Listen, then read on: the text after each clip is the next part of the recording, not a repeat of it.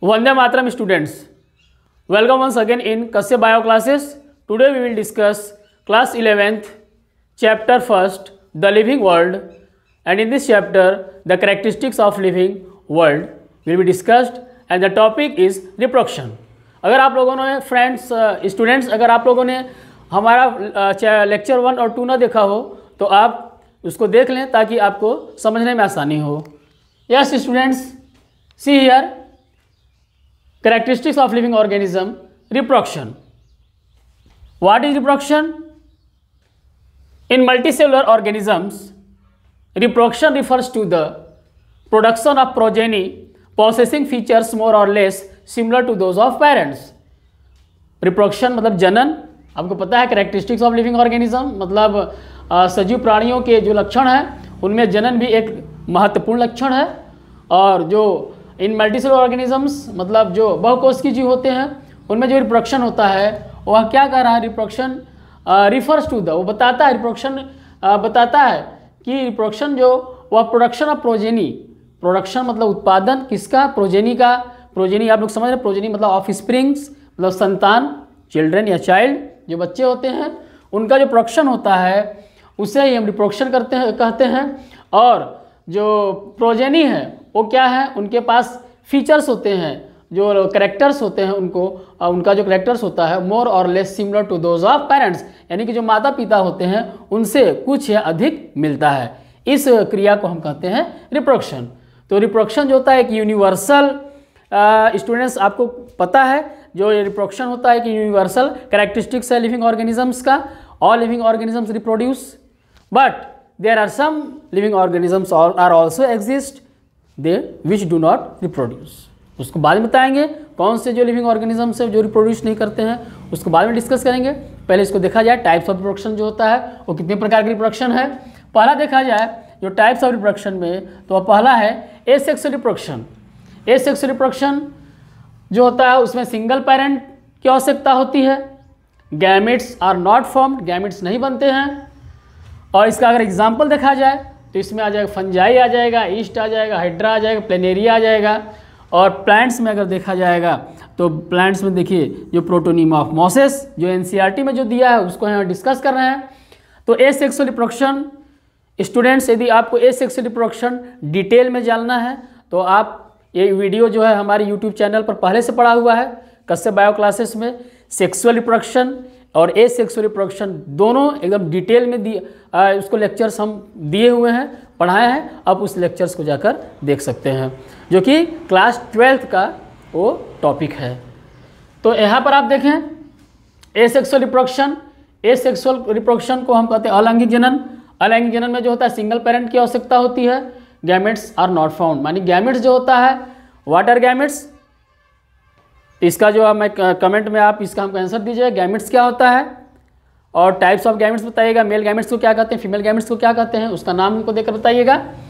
तो यहाँ पर हम दे रहे हैं एसेक्सुअल रिप्रोडक्शन में जो पहला जो टाइप्स है वह है एसेक्सुअल रिप्रोडक्शन, वह है प्रोडक्शन ऑफ स्पोर्स. जो स्पोर्स होता है, फॉर्मेशन ऑफ जो स्पोर्स है वह एक प्रोसेस है. एसेक्सुअल रिप्रोडक्शन का एक टाइप्स है.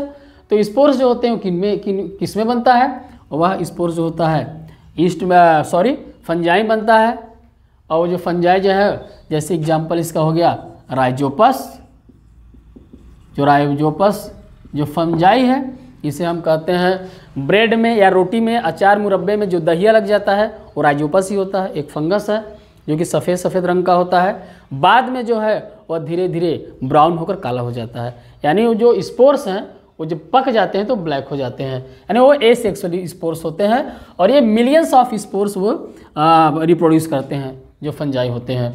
और जो सेकेंड टाइप अगर हम एसेक्सुअल रिप्रोडक्शन का देखें तो वह है बडिंग है, by the process of budding.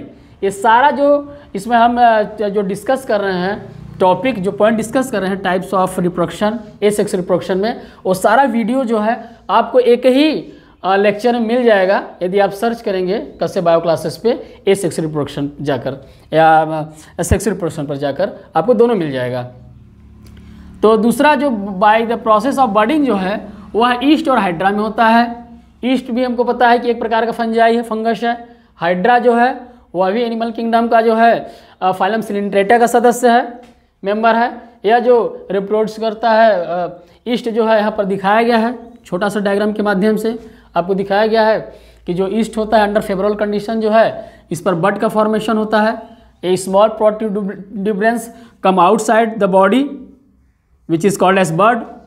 This bud, in this bud nuclear material also comes, and this bud grow and later they detach from the mother plant and they form new yeast।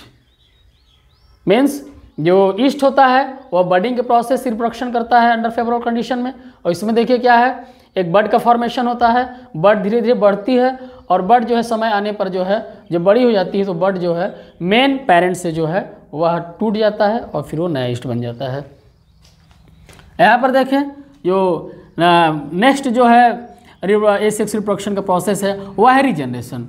जो regeneration है, इसे regeneration का मतलब होता है पुनरुद्भवन, यानी कि जो यह एक ऐसा प्रोसेस है जिसमें एक ऑर्गेनिजम्स का, जैसे प्लेनेरिया हो गया, एग्जाम्पल देखिए इसमें दिया है प्लेनेरिया का। प्लेनेरिया जो है यह फ्लैट वर्म है और यह सिंपल ऑर्गेनिज्म है, सिंपलर ऑर्गेनिज्म है। और प्लेनेरिया में जो होता है उसकी बॉडी अगर कट जाती है, टूट जाती है तो किन्हीं कारणोंवश तो वह फिर से जो है नया बॉडी पार्ट बना लेता है, लॉस्ट बॉडी पार्ट बना लेता है, जिसे हम कहते हैं रीजनरेशन। और इसमें प्रोटोनीमा आ गया। नेक्स्ट अगर देखा जाए तो प्रोटोनीमा जो कि मॉस में पाया जाता है किंगडम प्लांटी में, तो इसमें भी जो है रीजनरेशन के द्वारा जो है अगर जो प्रोटोनीमा टूट जाता है तो टूटने के बाद जो है फ्रेगमेंटेशन विधि होती है रिप्रोडक्शन की, उसमें जो है वो नया फिर जो है प्रोटोनीमा जो है वो नया जो है प्लांट को जन्म देता है। अगर एसेक्सुअल रिप्रोडक्शन को हम यहीं पर क्लोज करते हैं, एनसीईआरटी में इतना डिस्कस किया गया है, हमने डिस्कस किया। और उसके बाद जो नेक्स्ट टॉपिक है वो सेक्सुअल रिप्रोडक्शन पर आते हैं। सेक्सुअल रिप्रोडक्शन क्या होता है? Sexual reproduction it is also type of reproduction in which 2 parents are needed. इसमें 2 पेरेंट्स की आवश्यकता होती है। गैमेट्स आर फॉर्म, इसमें गैमेट्स का निर्माण होता है। And fusion, and there is fusion of gametes takes place. Means in sexual reproduction 2 parents are needed, gametes का फॉर्मेशन होता है और फ्यूजन ऑफ गैमेट्स, जो मेल एंड फीमेल गैमेट्स जो फ्यूज़ होते हैं और फ्यूज़ करने के बाद वो जाइगोट का निर्माण करते हैं और जिससे एम्ब्रियो का फॉर्मेशन होता है और फिर न्यू ऑर्गेनिज्म का फॉर्मेशन हो जाता है। तो जो रिप्रोडक्शन है पहला जो डिस्कस किया गया था फर्स्ट लेक्चर में वह इंट्रोडक्शन था लेसन 1 का, और दूसरे लेक्चर में जो है ग्रोथ के बारे में डिस्कशन किया गया। ग्रोथ और इस वीडियो में जो है डिस्कस किया जा रहा है रिप्रोडक्शन के बारे में। तो रिप्रोडक्शन जो है डिस्कस किया गया। और रिप्रोडक्शन देखिए, रिप्रोडक्शन जो है वो कैरेक्टरिस्टिक्स है ऑर्गेनिजम्स का, बट कुछ ऐसे ऑर्गेनिजम्स हैं जैसे कि हमने वीडियो के शुरू में ही पूछा था, कुछ ऐसे और लिविंग ऑर्गेनिजम्स होते हैं जो रिप्रोड्यूस नहीं करते हैं। वो ऑर्गेनिजम्स यहाँ पर देखिए आप, organisms which do not reproduce, ऐसे ऑर्गेनिज्म जो रिप्रोड्यूस नहीं करते हैं। जैसे आपका म्यूल हो गया, म्यूल जिसे हम कहते हैं खच्चर। म्यूल जो होता है वह एक क्रॉस होता है, मीन्स यह आर्टिफिशियल है, आर्टिफिशियल मानव के द्वारा किया गया जो है प्रजनन है, कृत्रिम विधि है। इसमें क्या है, इसमें जो है खच्चर का फॉर्मेशन होता है, यानी म्यूल का फॉर्मेशन होता है। It is a cross between male donkey and female horse. Means जब मेल डंकी और फीमेल हॉर्स का क्रॉस कराते हैं तो जो जन्म होता है वो म्यूल का जन्म होता है, जो कि वह स्टेराइल होता है। खच्चर जो कि हम देखते हैं ईंट भट्ठों पर वह ईंटों को ढोने का कार्य करता है। खच्चर में ऐसा साइंटिस्टों ने, ह्यूमन ने इसलिए किया क्योंकि जो हॉर्स होता है वो काफ़ी तेज होता है, काफ़ी एक्टिव होता है। अगर उस पर ईंट ला देंगे तो ईंट का वो आपका लेकर भाग जाएगा। उसी प्रकार से यदि उस पर दूसरा कुछ हम बोझा ढोएं तो वह उपयोगी नहीं रहेगा।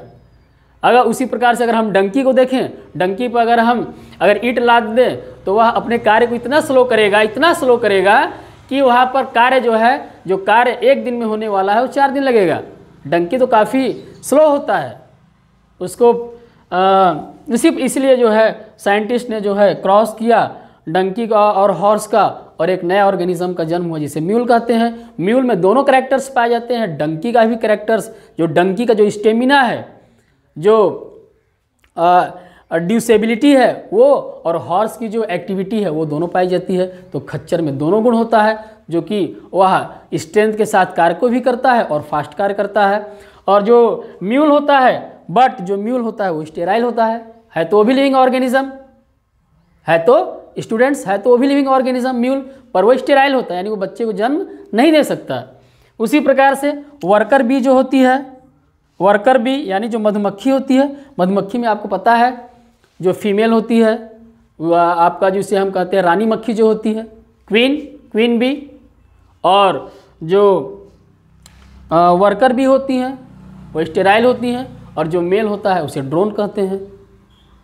यानी फीमेल जो क्वीन होती है वह फर्टाइल होती है, फर्टाइल का मतलब वो रिप्रोडक्शन कर सकती है, और जो मेल होता है उसे ड्रोन कहते हैं, वह भी फर्टाइल होता है। लेकिन जो वर्कर बी होती हैं वह फर्टाइल नहीं होती हैं, यानी कि वो बच्चे को जन्म नहीं दे सकती हैं। उसी प्रकार से है तो ये भी लिविंग ऑर्गेनिज्म, तो बट वह रिप्रोडक्शन नहीं कर सकती। उसी प्रकार से देखा जाए इनफर्टाइल ह्यूमन कपल, जो मानव की जो पति पत्नी है, जो मानव की जो जोड़े हैं मेल और फीमेल की, जिनमें कुछ न कुछ प्रॉब्लम है, जैसे सेक्सुअल रिप्रोडक्शन में नहीं कर सकते हैं, या तो फॉर्मेशन ऑफ गैमेट्स में दिक्कत हो, ओवरी में दिक्कत हो, यूटेरस में दिक्कत हो, स्पर्म काउंट कम हो, तो सारे जो प्रॉब्लम होते हैं यह ह्यूमन जो कपल होते हैं उनमें भी वो भी लिविंग ऑर्गेनिजम्स हैं, बट वो रिप्रोडक्शन नहीं कर सकते। उसी प्रकार से अगर देखा जाए इनफर्टाइल ह्यूमन, तो इनफर्टाइल ह्यूमन में क्या आ जाएगा, इनफर्टाइल ह्यूमन में आ जाएंगे जो आपके जो कई सिंड्रोम से पीड़ित होते हैं, जिसे हम कहते हैं Klinefelter syndrome, Turner syndrome, down syndrome, ये भी जो व्यक्ति होते हैं वो भी क्या होते हैं, वह इनफर्टाइल होते हैं, मीन्स वे प्रजनन नहीं कर सकते। तो उसी तरह से हम कह दें तो reproduction is not defining property of living organism. यहाँ पे नोट स्टूडेंट्स आप इसे नोट कर लें और देख लें, जो ग्रोथ होता है, growth and reproduction is not defining property of living organism. Means reproduction जो है, ग्रोथ जो है वह ग्रोथ जो होता है नॉन लिविंग ऑर्गेनिज्म में भी ग्रोथ होता है, जैसा कि आपको सेकेंड लेक्चर में बताया गया। जो नॉन लिविंग ऑर्गेनिज्म जैसे माउंटेन हो गया, माउंटेन में भी ग्रोथ होता है। सैंड ड्यून जो बालू के टीले होते हैं उनमें भी ग्रोथ होता है, और जो बोल्डर्स होते हैं बोल्डर्स में भी ग्रोथ होता है, बट वे लिविंग ऑर्गेनिज्म नहीं होते हैं। और जो रिप्रोडक्शन जो होता है वह लिविंग ऑर्गेनिज्म अगर है तो रिप्रोड्यूस करेगा, ऐसा कोई ज़रूरी नहीं है, क्योंकि कुछ ऐसे जो जीव हैं जैसे आपका म्यूल हो गया, वर्कर बी हो गया, इनफर्टाइल ह्यूमन कपल हो गए, ये जो हैं स्टेराइल हैं, ये रिप्रोडक्शन नहीं कर सकते हैं। इसलिए ग्रोथ एंड रिप्रोडक्शन को डिफाइनिंग प्रॉपर्टी नहीं कहा गया लिविंग ऑर्गेनिज्म का। इसे बेटा आप याद करेंगे और इसे लिख लेंगे। और मैंने सेकेंड लेक्चर में बताया था जो ग्रोथ होता है, ग्रोथ जो होता है ट्विन कैरेक्टर्स उसमें पाए जाते हैं ग्रोथ में, एक इंक्रीज इन मास और दूसरा होता है increase in number of individuals, both come under the category of growth. So students, that's all for today. In next lecture we will discuss next characteristic of living organism. So kindly like, share and subscribe my channel. Thanks for watching.